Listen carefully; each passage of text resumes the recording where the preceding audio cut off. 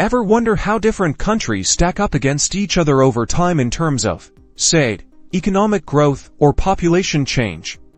Let's dive into building a dynamic time series countries graph in Tableau. First, connect to your data source. Tableau supports various formats like Excel, CSV, or even direct database connections. For this tutorial, we'll use a sample dataset containing country names, years, and a relevant metric like GDP. Once connected, review your data in the data source pane. Ensure your date field, which is the year column in our example, is recognized as a date data type.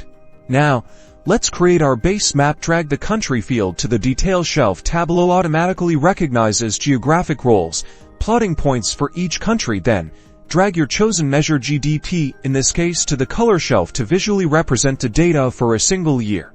To bring in the time series aspect, drag the year field to the columns shelf. This creates a series of maps, one for each year in your dataset. This allows you to see how the data changes year by year, country by country. Next, change your marks type from automatic to shape. Then, drag your measure to the size button. This will allow for the data to appear to have a bubble to represent the size. To make it interactive, let's add a slider. Drag the year field to the filter shelf, select range of years, and create a slider control. This lets users dynamically select the year they want to visualize on the map, providing a truly interactive experience.